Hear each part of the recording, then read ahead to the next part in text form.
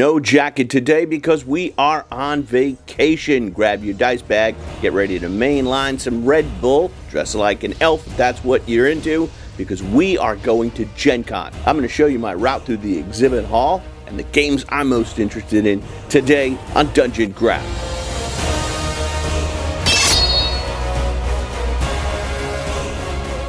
Welcome to Dungeon Craft. I'm Professor DM, and this channel is about all things tabletop role-playing games. And I'm Deathbringer. Like, subscribe, and sign up for the Deathbringer RPG newsletter. GenCon is upon us. I did this last year. I showed my route through the exhibition hall, and I'm going to do it again this year, as well as giving you 3 tips for GenCon. If you've never been there before, even if you have, you could still benefit. I'd apologize in advance if I forget a game or a company.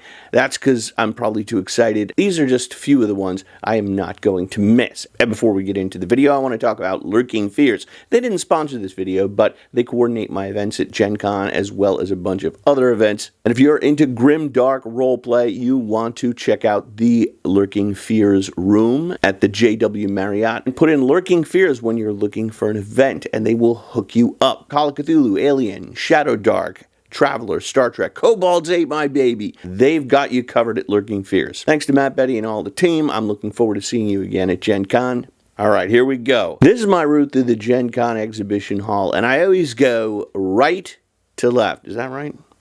Right to left. Each aisle has a number ending in the 3,000, so that's 30 aisles of games. And if you've never gone before, it does take you about, I would say, at least 2 days to walk through the whole thing and see everything. So I start at booth 3003 and 3009. They've got 2 booths, and that is Kingdom Death Monster. It is one of my favorite board games, and I always go there to ogle the figures, which look like if Michelangelo dropped acid, this is what he'd sculpt. And the line's going to be long on that first day. It always is. So I'm just going to be looking at the display cases, but I'm going to wrap around and make sure I pick up my minis by the end of the con. Number 2, at booth 2908, Lamentations of the Flame Princess. Lamentations make the best old school grimdark games, and I have one of them here. This is a true relation of the Virginia Disastrum. Volumes 1 to 3, they are hardcover. It's going to be there, as well as other cool stuff. I just received preview copies, including the music of Erica Zahn, a bard class where you can summon all sorts of creepy crawlies with the great random charts we've come to expect from Lamentations, and the Altar of Madness. That's where I married my first wife. No, Deathbringer, it's an interdimensional tomb you can drop into any dungeon, making it a dungeon within a dungeon. There's also some other stuff that's kind of a hard R rating, so you'll just have to check it out for yourself at booth 2908. And at booth 2801, a little company called Darrington Press publishing a small game called Daggerheart. And there's also going to be 80 Daggerheart events at GenCon. So if you want to check out the game, that's the best way to do it. Next up, Cubicle 7, which is not located in booth number 7. It's booth 221, and they are publishing, among other things, Warhammer Fantasy Roleplay, the Old World TTRPGs. This is one of the games I am most looking forward to at GenCon. It is a new system. No, I have not played it. People keep asking me for a review, but I can't because I don't actually have it yet. But I'm going to be one of the first people to grab it at GenCon. Next up, Free League, booth 2449. Free League makes some of the best produced games today, including Alien, Morkborg, Vaesen, Blade Runner, Dragonbane, Into the Odd, Electric Bastion Land. Those last 2 games by my buddy Chris McDowell. I've given some of my best reviews over the last year or two. They're great games, Blade Runner and Dragonbane, so definitely check them out. Number 6, The Arcane Library. Publishers of a little book called Shadow Dark, which has taken the gaming world by storm. Last year, author Kelsey Dion won a record 4 or 5 Ennies. I was there. She had more gold than Mr. T. This year, she's going to be back, I can guarantee it, because my wife is picking her up at the airport, and you can pick up Shadow Dark at $24.64. And this is where I give you my first piece of advice, which is wear comfortable shoes. These are my sneakers, Cloud9. It is a Swiss brand. It was recommended to me by Pierce Brosnan. Not that I actually know Pierce Brosnan. I saw it in a video he did listing his 5 favorite things, and this is one of them. Another one was a Gerard Perregaux watch, but I don't have $80,000 for that. But I can afford Pierce Brosnan sneakers. I think the most steps I've ever taken at Gen Con in one day, 28,000 steps. So you got to wear something comfortable. I'd also advise you to bring aspirin and hand sanitizer and get it at a drugstore, because for some reason Indianapolis does not have a lot of drugstores. You're going to have to walk about a mile to find one, and I am not exaggerating about that. So if you need any kind of medicine or toiletries, you want to stop at a store before you get to Indianapolis. If you're enjoying this content, hit the thumbs up. Thank you. Next up, Limithron, publishers of Pirate Borg, and they are at booth 2561, probably the most popular pirate game out there right now. And it's the 7th most popular game at Gen Con. So check and see what the Pirate Borg team has there. Next up, GUI Cube, 1843. They make the best stuff. The Darkest Dream, the Tower of Gax, really great adventure modules that you can use with your D&D game. Their proprietor, Alphinius Goo, made me this. This is from the Tower of Gax, and I am in there as an NPC. So I've got a stat block, and you can kill me. You should check out GUI Cube. Tons of fun going on in booth 1843. Next up, Roll for Combat, booth 1949. Roll for Combat is the largest third-party producer of Pathfinder products, and you can get cool stuff like Battlezoo Bestiary and Battlezoo Ancestry's Dragons. They're going to have a prize wheel. They're going to be giving away tons of prizes, and also there will be me, because they are publishing Deathbringer. And you can get a signed copy of my one-page rules teaser. And I'm going to be hanging out in the Roll for Combat booth all day on Saturday when I'm not doing seminars, which I've got 2, I think, going on Saturday. So Saturday's a busy day. I'm going to be either doing seminars in the JW Marriott, or I'll be in the Roll for Combat booth. That's probably the best place to meet me if I'm not walking around the exhibition hall. Deathbringer here. Ready to toss your dice and your morals into the abyss? Then back the Roll for Combat Kickstarter, weaklings. It's packed with hundreds of savage, blood-soaked options to obliterate your enemy. And better yet, you'll get to use them in my game, the Deathbringer RPG. Coming next year, the Deathbringer RPG isn't some soft, cuddlecore fantasy nonsense. It's fast, mean, and completely unforgiving. In Deathbringer, you don't save the world. You stab it in the heart, loot the corpse, and set it on fire for good measure. Every backer of the Roll for Combat Secret Tomes for Shadow Dark Kickstarter will get an exclusive sneak peek at the glorious carnage of Deathbringer and a chance to play in the beta test later this year. So sharpen your blade, sell your soul, and back it now. Ignore me and I'll use your spine as a bookmark. Back now. Next, I'm heading to booth 2151 to visit my friends at the Weather Dragon.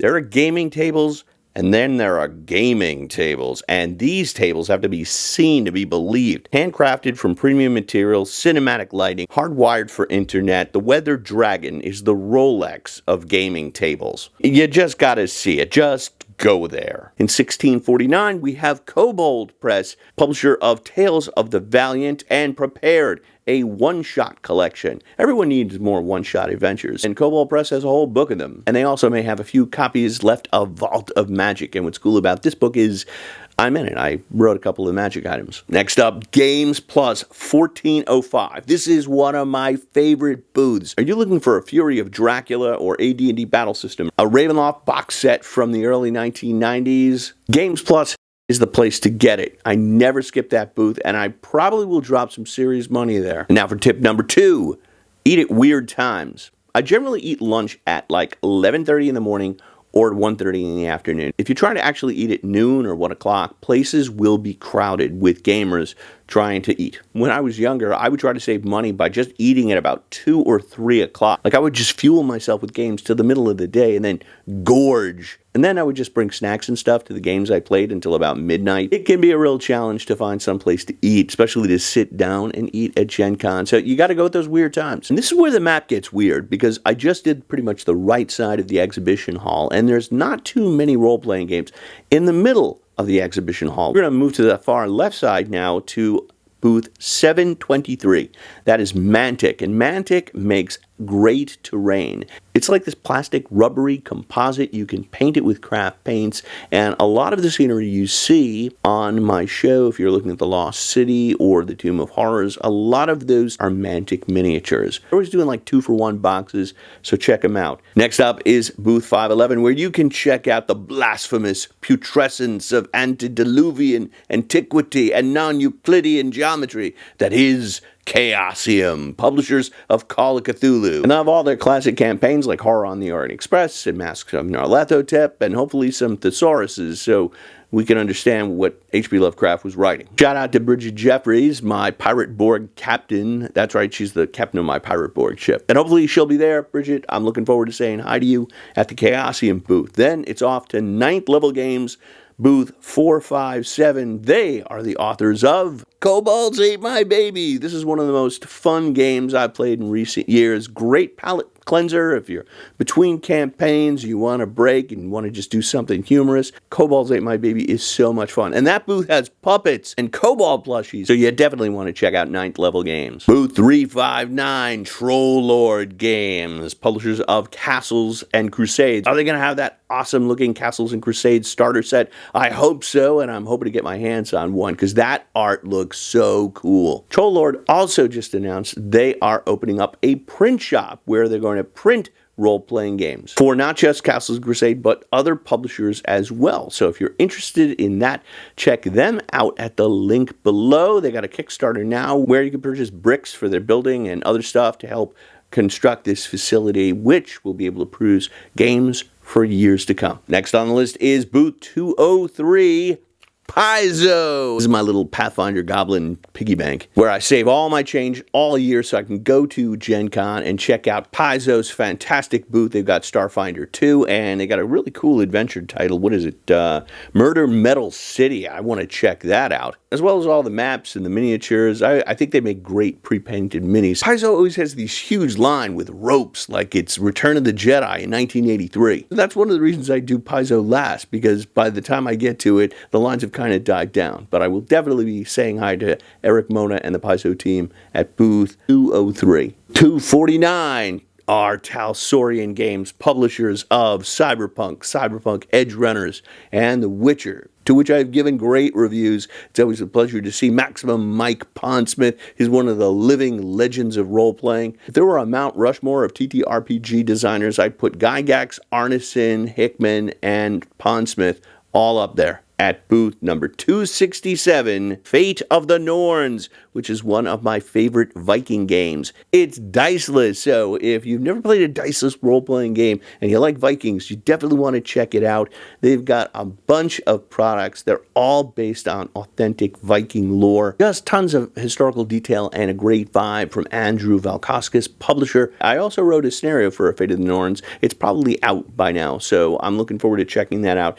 And then booth 109, home of the ziggurat of the mighty Goodman Games, publishers of X-Crawl Classics, Mutant Crawl Classics, Dungeon Crawl Classics, and Dungeon Denizens. And I am actually in this book. I created one of the monsters, so did Bob Worldbuilder, so you definitely want to pick up your Dungeon Denizens. As well as tons of great modules for both 5e and Dungeon Crawl Classics. This is one of my favorite. Music of the Spheres is Chaos. This is the 100th adventure by Harley Stroh. It's box set. I think I might have shown this off last year, but they still got it this year.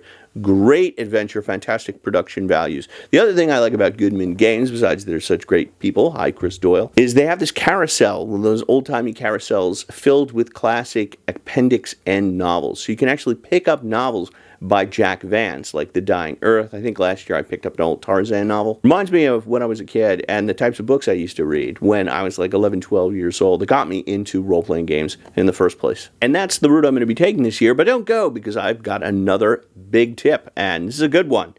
Don't overplan. You're never going to have the time to see everything you want to see at GenCon. GenCon is just like a vortex. You know, you get sucked in and you lose all track of time, and you're playing one game, or you're looking at this cool thing, or this opportunity comes up, and as a result, you don't get to the game you bought the tickets for. And as a result, there are a lot of games don't have enough players because the official ones didn't show up. So if you have a generic ticket, you could just present it to the game master, and after about 10 minutes, they'll let you into the game. So take your time, don't worry about it, live in the moment. And if you are looking for a game Again, go to the JW Marriott, go to Lurking Fears, walk right up to them and say, Professor Dungeon Master sent me, and they will hook you up. They will get you in a game guaranteed. As for myself, I'm going to be doing a number of events. We got less exposition, more demolition. I'm running a game, a demo of Deathbringer, The Conqueror Worm, seminar called How to Run a Kick-Ass YouTube channel, and the big Deathbringer sneak preview with special guests.